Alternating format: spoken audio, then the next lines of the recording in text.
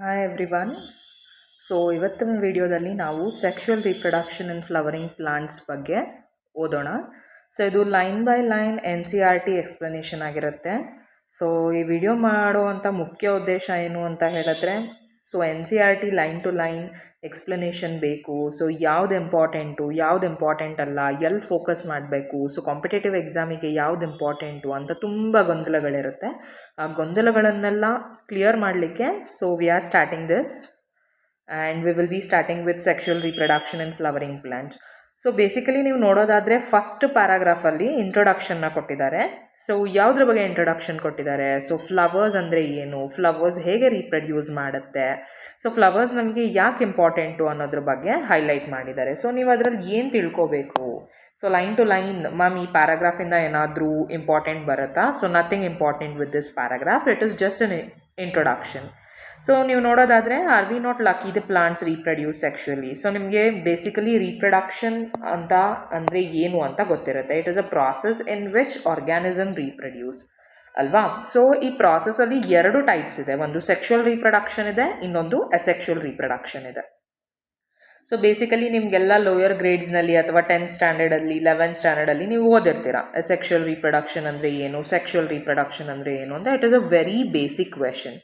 So we are not going like ಅದು ತುಂಬ basic ಆಗಿರೋದ್ರಿಂದ ನಾವು ಫೋಕಸ್ ಮಾಡ್ತಾ ಇಲ್ಲ. ಸೊ ಕಾಂಪಿಟೇಟಿವ್ ಎಕ್ಸಾಮ್ಗೆ ಈ ಬೇಸಿಕ್ಸ್ ಎಲ್ಲ ಗೊತ್ತಿರುತ್ತೆ. ಸೊ ಸೆಕ್ಷುವಲ್ ರೀಪ್ರೊಡಕ್ಷನ್ ಆದರೆ it is a type of reproduction in which single organism is going to be responsible for producing the offspring. So sexual ರೀಪ್ರೊಡಕ್ಷನಲ್ಲಿ so there is an involvement of two parents where the reproduction takes place from the male gamete and female gamete by forming a zygote through a process called fertilization. So here we are going to focus that flowers reproduce sexually. So the myriads of flowers that we enjoy gazing at, the scents and the perfumes that we swoon over, the rich colors that attract us are all there as an aid to sexual reproduction.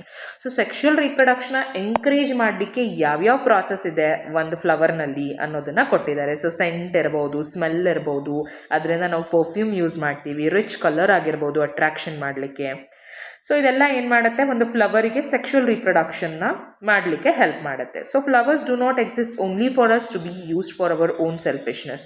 All flowering plants show sexual reproduction. A look at the diversity of structure of the inflorescence, flowers and floral parts shows an amazing range of adaptation to ensure formation of the end products of sexual reproduction, the fruits and the seeds.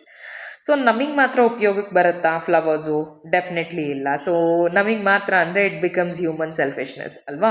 So ಅದರಿಂದ flowering plant sexual ರೀಪ್ರೊಡಕ್ಷನ್ಸ್ನ ತೋರಿಸುತ್ತೆ because they have varied characters. ಅಂದರೆ different types of inflorescence ಇರುತ್ತೆ.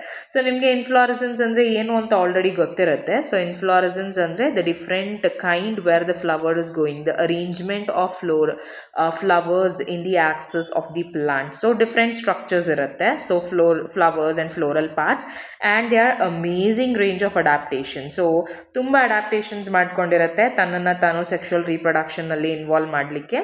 So final product ಏನು? So ಈಗ human ಅಂದರೆ the final product is baby. So in case of plant, that to flowering plant, sexual reproduction is the main aim, like the main procedure for producing the offspring.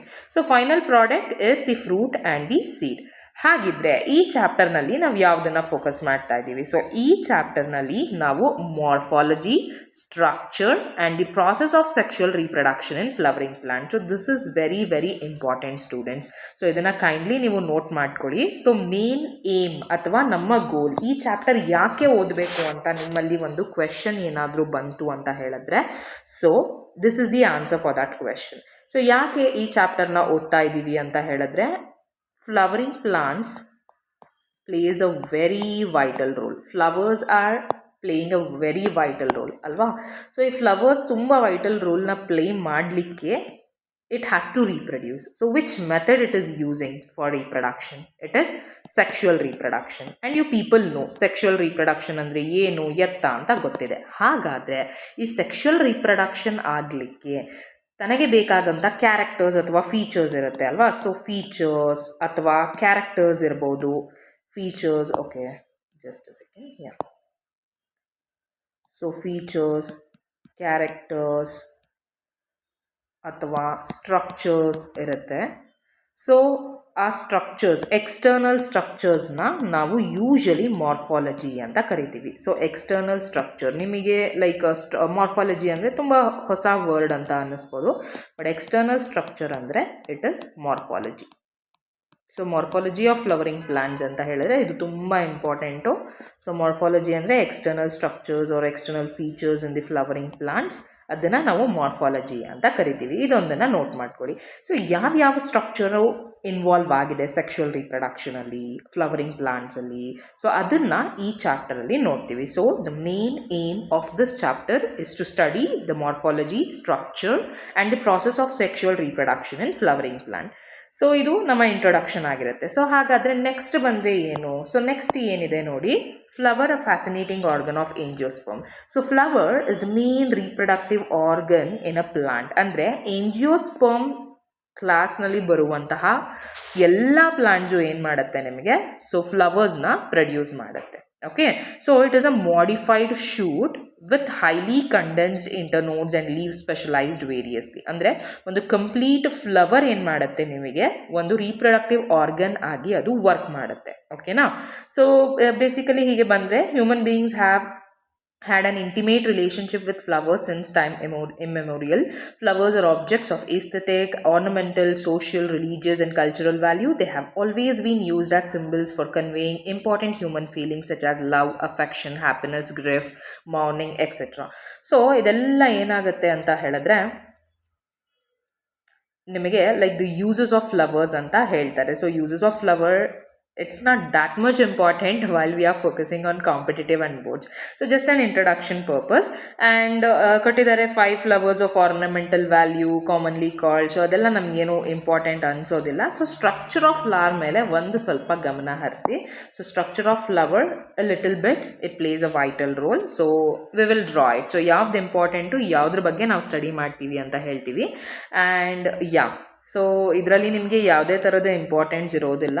So coming to the next one, to a biologist. Okay, so ಇಲ್ಲಿ ಒಂದು word ಇದೆ, floriculture ಅನ್ನೋ ಒಂದು word ಇದೆ. So floriculture is referred as the practice in which people grow flowers for different purpose, like cultivation of ornamental plants for their flowers is called floriculture. So again ನಾವು note ಮಾಡ್ಕೊಳ್ಳೋದಾದ್ರೆ ಇಲ್ಲಿ morphology ಅನ್ನೋದನ್ನ note ಮಾಡಿದ್ರಲ್ಲ, ಹಾಗೇನೆ so floriculture ಅನ್ನೋದನ್ನ note ಮಾಡ್ಕೋಬೇಕು. It is the cultivation of ornamental plants